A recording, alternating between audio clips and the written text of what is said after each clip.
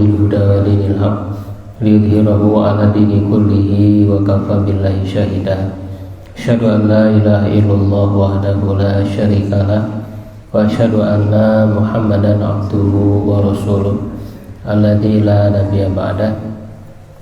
Amma ba'du, alhamdulillah para bapak jamaah sekalian, di sore hari ini pada maghrib di hari Rabu kita kembali berjumpa dalam kajian rutin.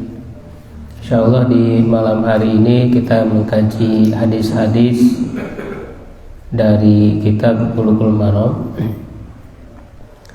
bergantian dengan mengkaji ayat-ayat Al-Quran. Mudah-mudahan Allah mencatat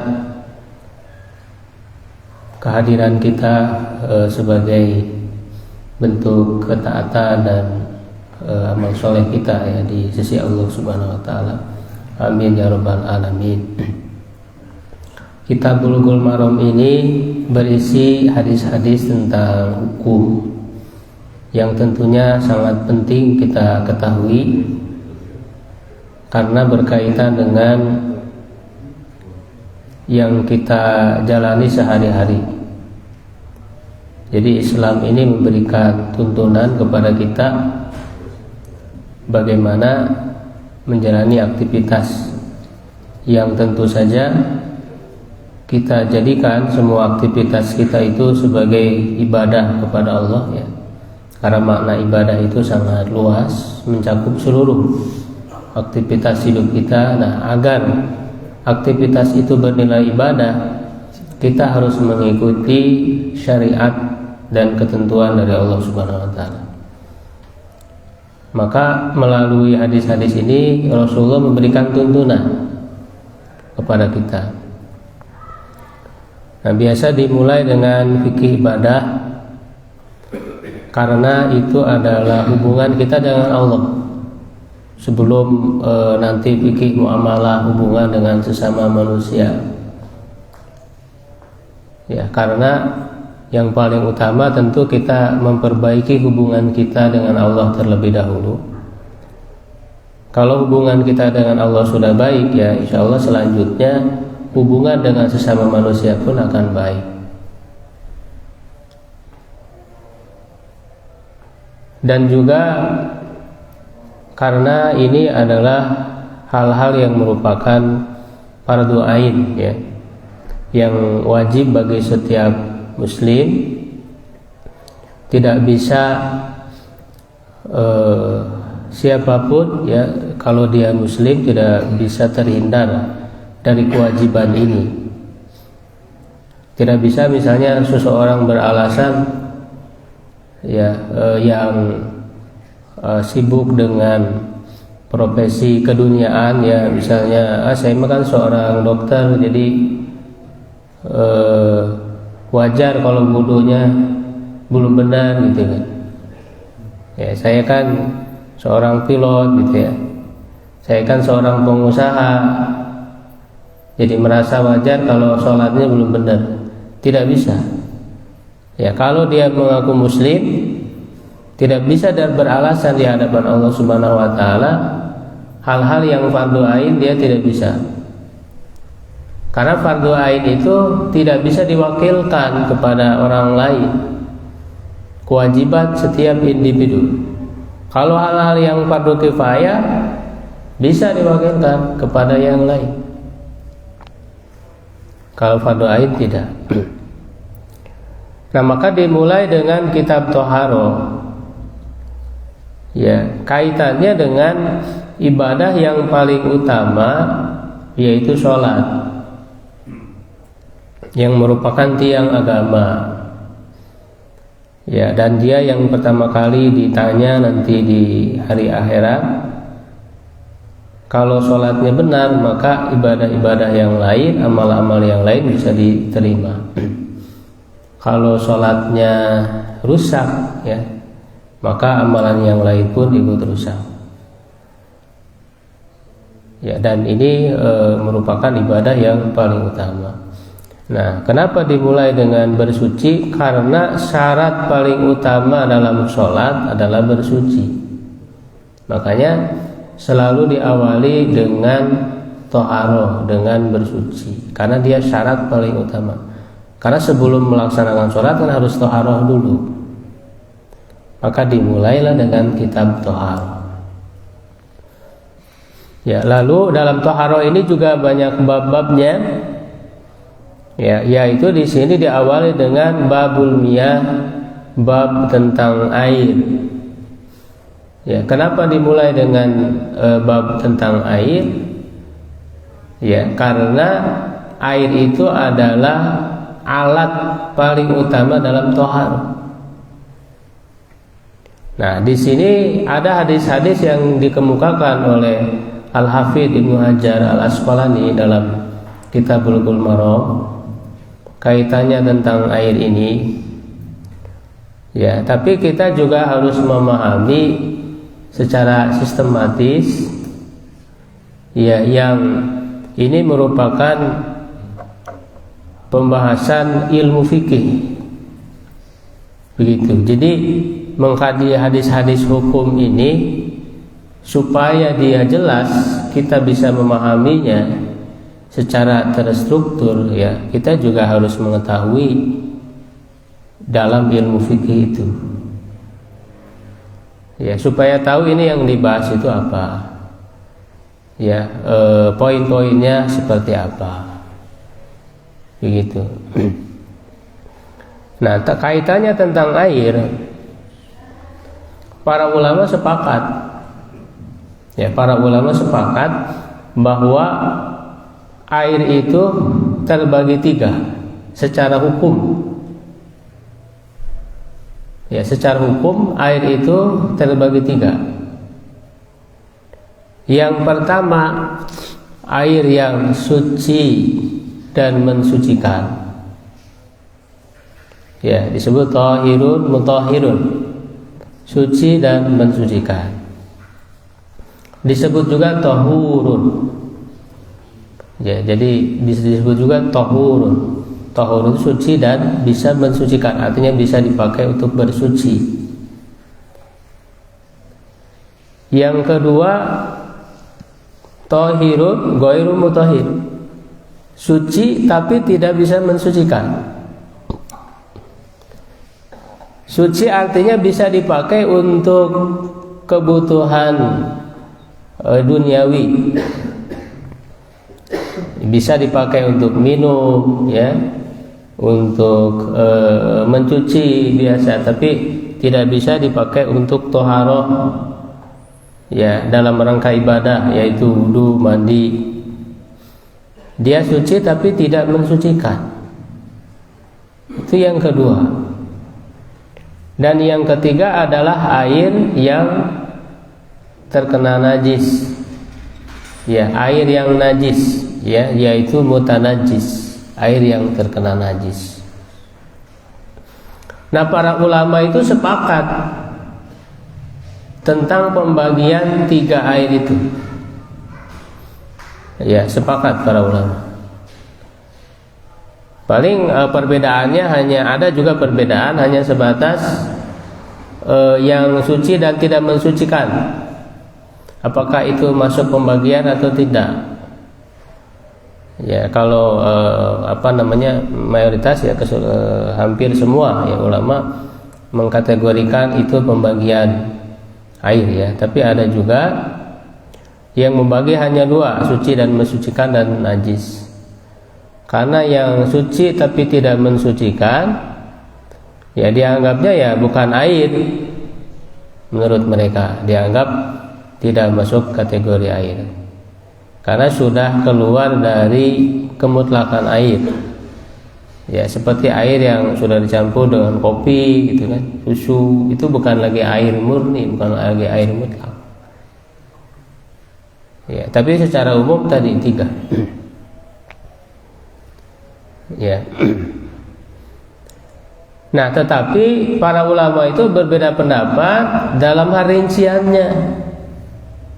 Itu ada perbedaan pendapat dalam hal rinciannya. Nah, apa saja yang termasuk air yang suci dan mensucikan. Karena ini yang paling penting itu adalah suci dan mensucikan, karena dia yang bisa digunakan untuk toharoh. Kalau yang suci tidak mensucikan tadi kan tidak bisa dipakai toharoh. Najis apalagi gitu kan. Jadi yang paling penting adalah yang pertama tadi, suci dan bisa mensucikan. Ya, nah para ulama mengumpulkan ya apa saja ya air yang suci dan mensucikan itu. Ya, dalam kitab fikih misalnya, dalam kitab fikih mazhab Syafi'i ya itu disebutkan ya ada tujuh macam air ya, misalnya dalam kitab Matan Abu Syuja ya, yaitu ada apa air hujan gitu ya, kemudian air mata air ya, ada air sungai, ada air embun ya, air salju ya, air sumur, dan termasuk air laut,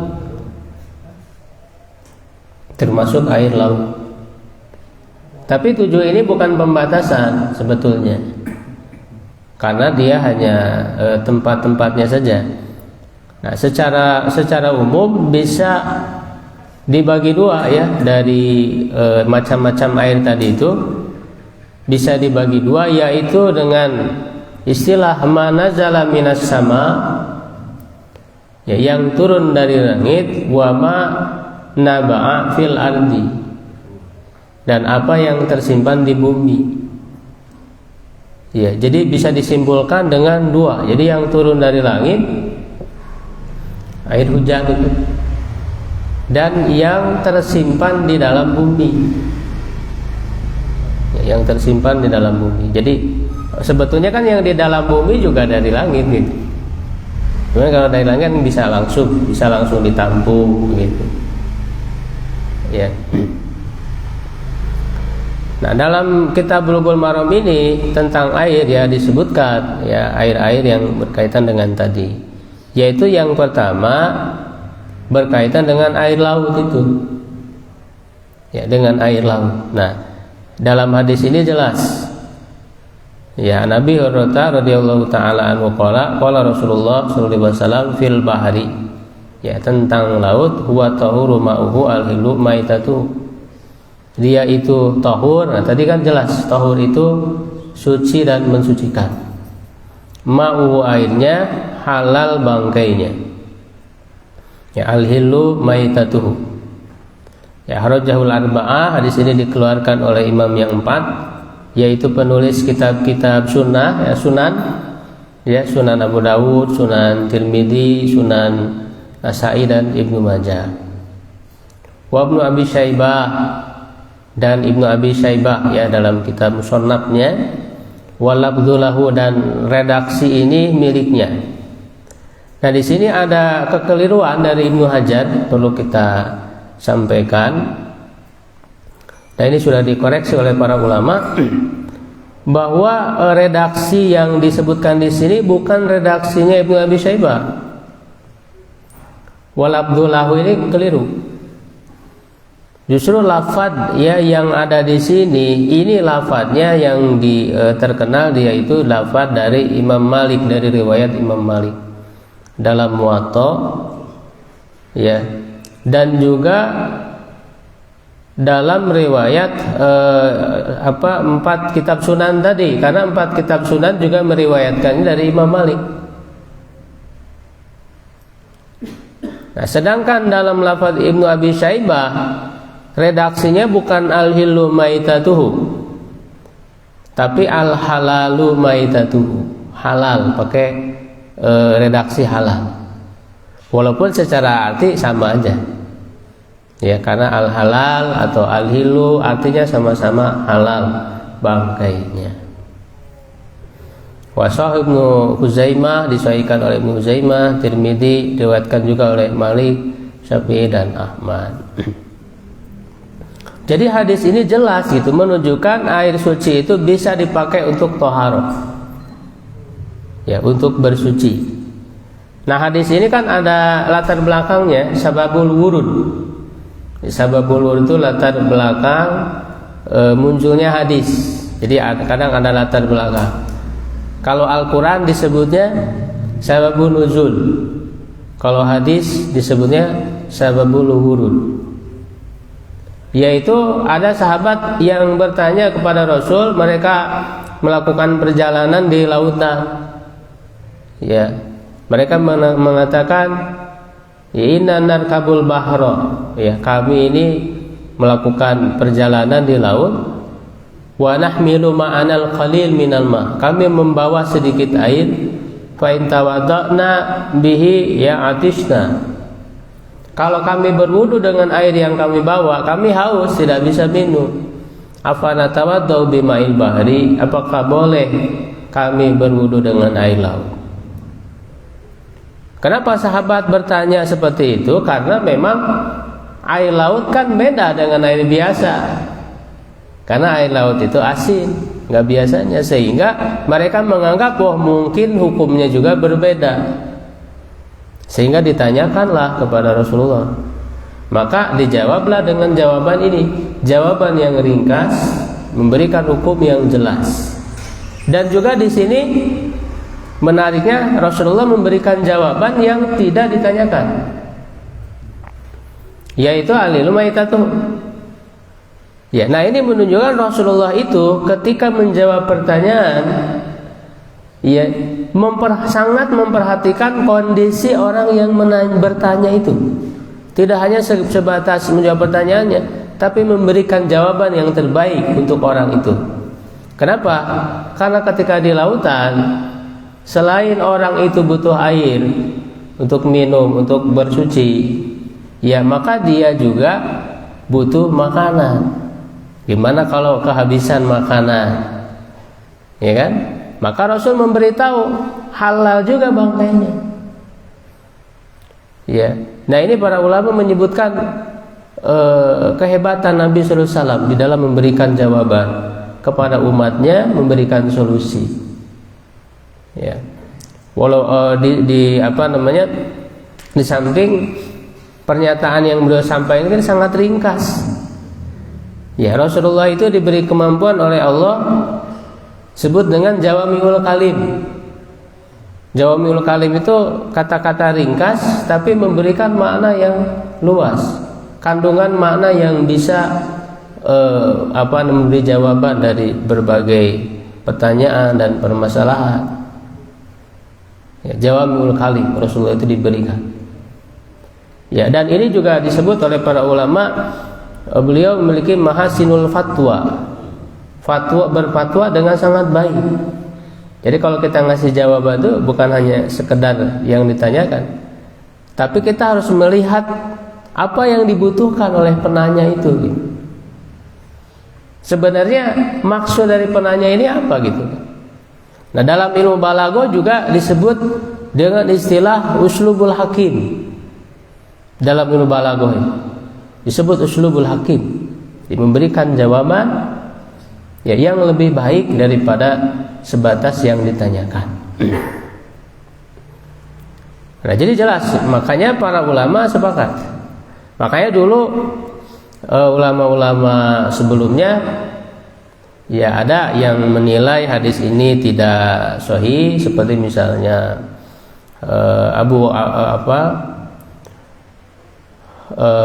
Ibnu Abdul Bar, ya, Umar Ibnu Abdul Bar. Tapi kemudian dijawab oleh para ulama, ya, karena beliau mengatakan hadis ini kan tidak ada di kitab Sahih Bukhari dan Muslim, tidak ada di Sahih Bukhari dan Muslim, ya kan?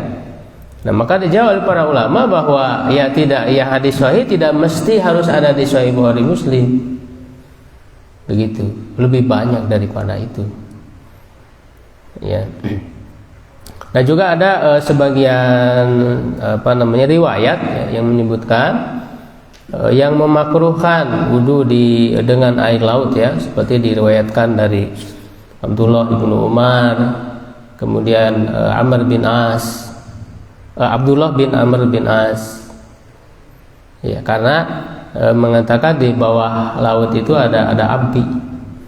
ya ada api, sehingga mereka memakruhkan ya, tetapi kemudian riwayat itu tidak bisa dijadikan pegangan ya, karena berdasarkan hadis yang sahih ini jelas bahwa air laut suci dan mensucikan, tidak makruh ya di dalam menggunakannya. Nah itu tentang air laut ya, insyaallah jelas. Apalagi yang suka bekerja di lautan ya, jadi nelayan, ini sangat menjadi hukum yang harus diketahui. Sudah pernah wudu dengan air laut? Gimana rasanya? Ya asin ya. Nah kemudian berikutnya yaitu hadis yang kedua ya, wa Abi Sa'id Al-Khudri radhiyallahu anhu qala, dari Abu Sa'id Al-Khudri semoga Allah meridainya, qala Rasulullah sallallahu alaihi wasallam, Rasulullah sallallahu alaihi wasallam bersabda, innal ma'a tahurun la yunajisu syai'un, sesungguhnya air itu tahur. Nah, muncul lagi kata tahur lagi tadi ya. Tahur itu kan tadi suci dan mensucikan, tidak dinajiskan oleh sesuatu apapun. Ya, akhrajahu salasah, dikeluarkan oleh imam yang 3. Nah ini kan Ibnu Hajar Al-Asqalani, penulis kitab Bulughul Maram, dan beliau itu ahli hadis ya, bahkan digelari sebagai Amirul Mukminin fil hadis. Ya, Amirul Mukminin fil hadis itu kan diberikan kepada Imam Bukhari dan juga kepada Ibnu Hajar. Sangat luas sekali Ibnu Hajar ini dalam keilmuan hadisnya, itu banyak kitab-kitab beliau tulis dalam bidang hadis ini. Ya, dalam berbagai bidang. Jadi ilmu hadis itu kan banyak bidang-bidangnya lagi. Ada banyak bidang-bidangnya lagi. Ada matan hadis, ada syarah hadis, ada mustalah hadis, ada tahrij hadis, ya, ada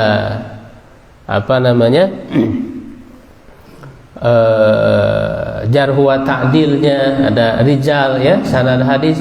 Di semua bidang hadis Ibnu Hajar menulis kitab itu. Sangat banyak sekali. Jadi tidak diragukan lagi kepakaran dan keluasan beliau di dalam bidang ilmu hadis. Ya, nah beliau ini membuat istilah-istilah untuk memudahkan.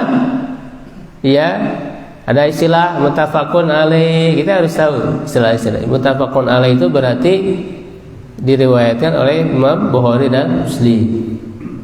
Lalu ada salasah, diriwayatkan oleh imam yang 3. Nah kalau salasah itu berarti siapa?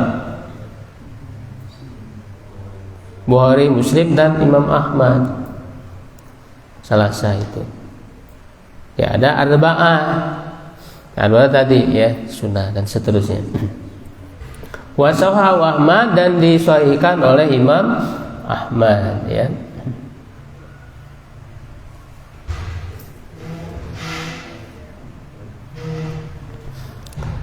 Ya, nah ini menunjukkan air yang tadi yang pertama ya, suci dan mensucikan. Nah kita harus tahu apa sababul wurudnya hadis ini, hadis yang kedua ya, yang dibawakan oleh Abu Sa'id ya Al-Khudri ini.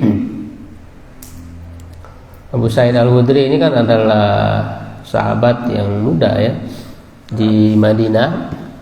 Memang rata-rata kalau kita membaca hadis, ya hadis-hadis ini diriwayatkan oleh para sahabat-sahabat yang muda, ya yang junior.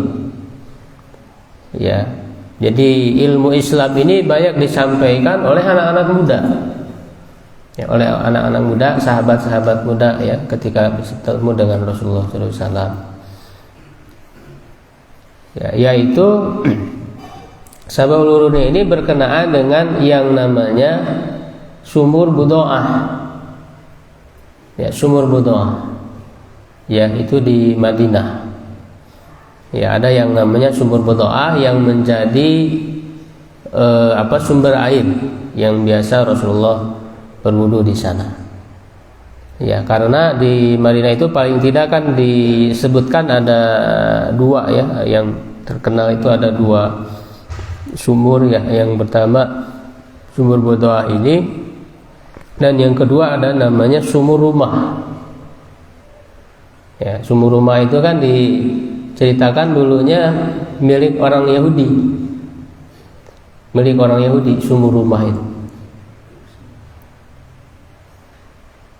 Nah, lalu Rasulullah itu ketika hijrah ke Madinah, ya itu mendorong kepada sahabat, ya, siapa yang ingin membeli sumur rumah itu, maka dia akan mendapat pahala yang besar gitu ya, di surga nanti. Tapi orang Yahudi itu menjualnya hanya setengah saja. Dalam arti sehari ya untuk yang membeli itu, dan sehari lagi untuk mereka. Ya, karena mereka menjual air.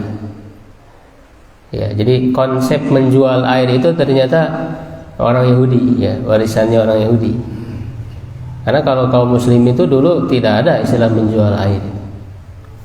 Ya, tapi kan kalau kita yang dijual sebenarnya bukan airnya, tapi jasanya ya. Jasa pemjernihkan air gitu ya, dari sehingga layak diminum atau kemasannya gitu ya. Kalau airnya sebetulnya adalah hak untuk semua.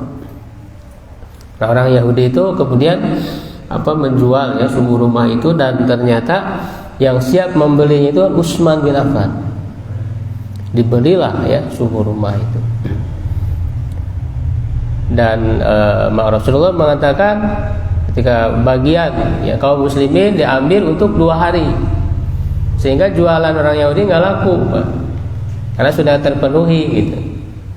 Makanya akhirnya dijual semua. Ya, dan itu merupakan wakafnya Utsman bin Affan.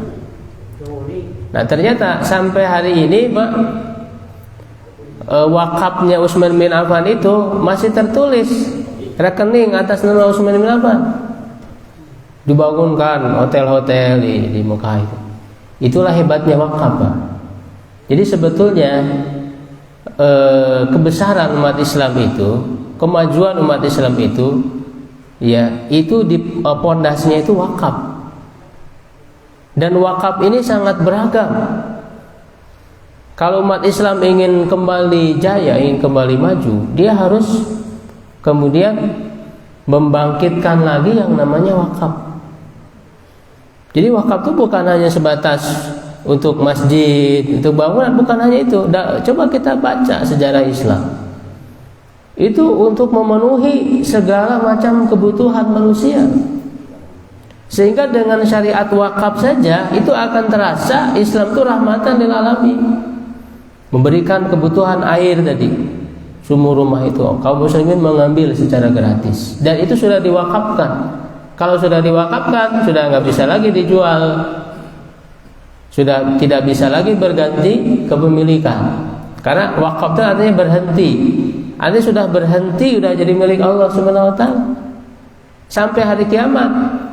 Itu kan terus. Ya. Nah, kaum muslimin itu sangat kreatif di dalam membuat wakaf, dan itu memberi kebutuhan kehidupan manusia. Ya, saya tadi miris itu baca berita, ada di berita di Cimahi ini ya. Jadi ada pajak gitu ya, pajak bagi kuburan. Jadi harus bayar pajak tiap bulan itu kuburan. Jadi orang meninggal itu dibebankan pajak gitu ya. Ini siapa yang mau bayar? Gitu. Ya, nah dalam peradaban Islam itu ini sedikit nyambung ya masalah ini, karena saya kira penting untuk disampaikan. Ada wakaf untuk kuburan gitu. Jadi tidak usah bayar. Ya, jadi wakaf itu sangat variasi, tergantung ini mau diwakafkan untuk apa. Ya, ada untuk kuburan, untuk air dan sebagainya. Begitu. Nah, ini diantara sumber air di zaman Rasulullah SAW, ini namanya sumur Budoah. Nah, jadi jawaban ini ya adalah untuk menjawab pertanyaan bagaimana hukum berwudu di sumur berdoa itu, yaitu khususnya pada saat itu terjadi banjir, ya, dan ke situ masuk ya kotoran-kotoran. Ya, disebutkan dalam hadis ke dalam sumur budoah itu, jadi nyebutnya budoah ya, bukan bidoah. Jadi yang benar itu budoah dengan domah ya, ba-nya itu. Yaitu adalah hal-hal yang bau gitu ya, natan ya, waluhumul kilab ya, dan bangkai anjing ya, dan juga walhiyat, yaitu bekas pembalut wanita ya. Itu jadi dia masuk ke sana, ke dalam sumur itu. Walaupun kan dulu ya tentu tidak seperti sekarang ya, mungkin pakai kain ya kalau dulu itu pembalut. Ya, tetapi itu harus dipahami bahwa itu bukan sengaja ya. Ya, tapi itu tadi terbawa air itu. Jadi tidak mungkin para sahabat, apalagi mereka yang sudah dididik oleh Nabi ya, itu dengan kebersihan, jaga kebersihan, tidak mungkin mereka sengaja memasukkan hal itu ke dalam sumur, apalagi itu sumber air. Tidak mungkin. Ya, jadi dijelaskan oleh para ulama maksudnya adalah tadi karena terbawa air ya, banjir dengan sendirinya ya, ataupun bisa jadi gitu ada kemungkinan oleh orang-orang munafik ya gitu, bisa aja gitu ya, karena munafik saja melakukan hal tersebut. Kalau para sahabat tidak mungkin melakukan itu. Nah, tapi ternyata ketika Rasulullah SAW ditanya tentang hukum air di dalam sumur berdoa itu, beliau mengatakan suci dan mensucikan. Walaupun tadi kemasukan itu artinya apa? Artinya ketika hal-hal yang najis tadi masuk ke dalam sumur itu tidak merubah. Jadi tetap dia hanya berada di samping saja, tidak berbaur. Ya, si najisnya itu tidak bercampur, tidak merubah. Ya, tidak merubah kesucian air. Makanya Rasul mengatakan innal ma'a, sesungguhnya air. Ya, nah di sini juga ada perbedaan ulama di dalam memahami air yang disebut oleh Rasul di sini. Ya, karena alif lam itu, memahami alif lam itu kan dalam bahasa Arab ada macam-macam. Alif lam itu. Jadi kalau kita ngaji bahasa Arab, ngaji alif lam aja itu sangat mendalam, ya, sangat banyak. Alif lam itu ada lil ahdi. Ya, lil ahdi itu ada lil ahdi zihni, ada lil ahdi dzikri. Ya, ada lil jinsi, ada lil istighraq. Itu banyak macamnya. Jadi kalau nyebut alif lam, ini alif lamnya alif lam apa gitu. Ya. Nah, ada yang memahami alif lam di sini lil istighraq, menunjukkan umum, atau lil jinsi, untuk semua jenisnya. Jadi ketika Rasul menyebutkan sesungguhnya air, berarti umum gitu, semua air. Sesungguhnya air itu suci dan mensucikan, tidak dinajiskan oleh apapun. Nah, ada juga yang memahaminya alif lam di sini ada lil ahdi. Lil ahdi itu untuk yang sudah diketahui. Ya, bisa dia lil ahdi dzikri atau lil ahdi dzihni. Ya, kalau lil ahdi dzikri itu sudah diketahui karena sudah disebutkan sebelumnya, tertuju kepada pembicaraan sebelumnya. Itu lil ahdi dzikri. Kalau lil ahdi dzihni itu sudah diketahui oleh akal pikiran. Jadi ketika disebutkan itu, akal pikiran itu tertuju ke sana. Misalnya ketika disebut di Al-Quran tentang an-nar, nar, ulaika ashabun nar. Nar itu sudah diketahui oleh akal kita. Nar di situ maksudnya apa? Neraka. Padahal kan secara asal makna nar itu apa? Api. Tapi maksudnya api neraka, api di neraka, bukan di dunia. Itu namanya ahli dzihni. Nah, ada yang memahami para ulama bahwa alif lam di dalam alma ini adalah adi dzikri. Artinya yang dimaksud air di sini adalah sesuai pertanyaan tadi, maksudnya air sumur budoa gitu. Jadi secara khusus menerangkan air sumur budoa tadi yang ditanyakan oleh sahabat. Jadi sesungguhnya air sumur budoa itu tahurun, suci dan mensucikan, bisa dipakai. La yunajisuhu syai'un, tidak dinajiskan sedikit pun. Ya. Begitu. Jadi kalau kaitannya dengan air sumur budoa tadi ya jelas hukumnya tidak bersifat umum. Ya, tapi dipahami secara umum juga tentu harus ada batasan. Ya, karena kan tadi ya tidak semua air itu suci dan mensucikan kan. Harus dibatasi gitu. Ada air yang menjadi najis gitu. Ada air yang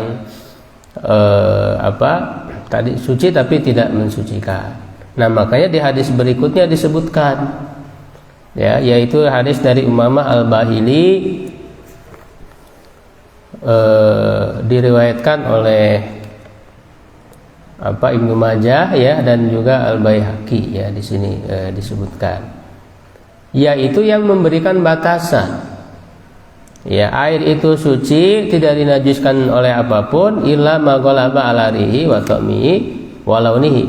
Ya, kecuali yang berubah, nah 3 sifat. Aromanya, rasanya dan warnanya. Nah, cuman kedua hadis ini yang disebutkan di sini itu disepakati kedhaifannya. Jadi dhaif hadisnya. Ya, hadisnya dhaif. Tidak sahih karena dalam riwayatnya ada perawi bernama Rishdin bin Sa'ad. Ya, Rishdin bin Sa'ad.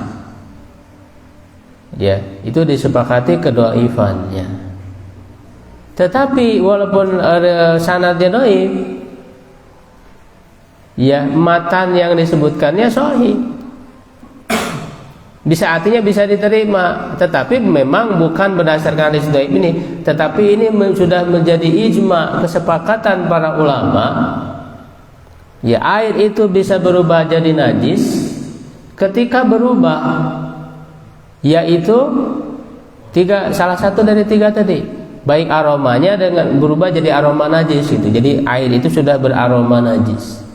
Ya, atau warnanya berubah dengan warna najis, atau rasanya ya kalau mau dicicipi. Ya, cuman kalau rasanya kan nggak mau ya untuk ngecek lewat rasanya. Ya. Nah, kenapa air yang di dalam sumur budoah itu tidak najis? Karena tidak berubah salah satu dari 3 sifat ini. Karena bisa jadi kan walaupun dia misalnya ada bangkai di sampingnya, tapi air yang di sampingnya itu tidak bercampur. Soalnya mau dikucekkan gitu ya, kalau dikocok ya bisa jadi itu jadi bercampur. Ini kan tidak. Gitu. Jadi dia masing-masing si najis ini tidak mencampuri air itu. Sehingga inilah disebut dengan najis itu yang mujawir, disebutnya itu mujawir. Mujawir itu jadi dia hanya ada di sampingnya saja, tidak mukhalid. Nah, kalau mukhalid itu bercampur gitu. Kalau bercampur ya itu akan berubah salah satu dari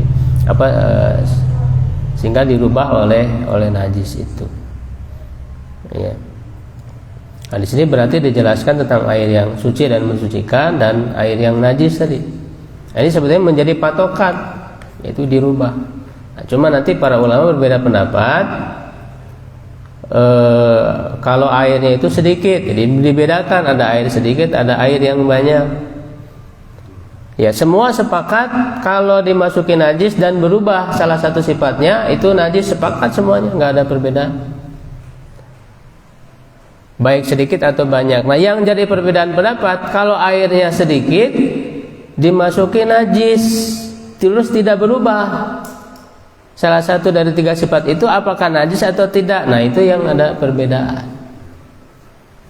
Ya, gitu. Belum lagi nanti ada air-air yang lain ya, air musyammas misalnya, air mustakmal dan sebagainya. Itu ada ikhtilaf di kalangan para ulama yang kita ketahui dan kita memilih mana yang untuk kita amalkan. Ya, baik para bapak jamaah sekalian, mungkin itu dulu ya yang disampaikan. Kalau ada waktu untuk pertanyaan silahkan. Ya. Kalau ada air di ember misalnya terperciki air kencing misalnya, itu statusnya gimana sih? Ya itu tadi ya, patokannya air itu berubah tidak itunya, aromanya si air itu. Kalau hanya sedikit, makanya tadi najisnya sedikit ya tidak akan merubah kalau najisnya sedikit itu. Ya. Nah, cuman kalau dalam sebagian tadi ya, sebagian ulama di mazhab Syafi'i misalnya ya, itu kan ada batasan kalau harus banyak, patokannya 2 kula. Nanti di hadis berikutnya itu dibahas. Tanggai 2 kula. Kalau di bawah itu kemasukin najis jadi najis, walaupun tidak berubah. Itu kalau dalam mazhab lain seperti mazhab Malik ya, itu lebih lebih longgar, lebih leluasa, tidak menyulitkan. Jadi kalau terpercik sedikit ya enggak najis, masih bisa dipakai. Begitu. Ya. Bisa ada pernyataan yang menyebutkan katanya yang disebut najis itu apa yang keluar dari depan belakang manusia, apakah dari kotoran hewan itu najis atau kotoran? Nah, di situ ada perbedaan pendapat, nanti akan dibahas tentang mana saja hal-hal yang termasuk najis. Yang disepakati itu adalah kotoran manusia, air kencing manusia, ya, kemudian darah haid. Nah, kalau yang lain-lainnya itu diperselisihkan, berbeda pendapat para ulama. Seperti kotoran hewan, apakah najis atau tidak? Ya, gitu. Nah, secara umum dalam masalah toharo ini ya, kalau kita mau ada gambaran bahwa dalam mazhab Syafi'i itu, kalau orang mengikuti mazhab Syafi'i itu lebih ketat, sehingga terkadang menyulitkan juga gitu. Ya, sedangkan dalam mazhab Malik misalnya itu lebih longgar. Nah, kita mau ikuti yang mana gitu. Nah, biasanya di kita di Persatuan Islam di Persis itu lebih banyak mengikuti dari mazhab Malik gitu, karena lebih longgar, jadi tidak menyulitkan gitu ya. Sehingga padahal kan Islam itu syariatnya itu kan memudahkan, ya kan? Nah, itu diantara prinsip syariatnya mudah. Jadi jangan sampai Islam itu terasa sulit. Islam itu mudah. Makanya sebetulnya di mazhab Syafi'i pun ada rusuh-rusuh keringanan gitu. Kalau yang tidak, kalau tadi kan kotoran hewan itu dianggap najis.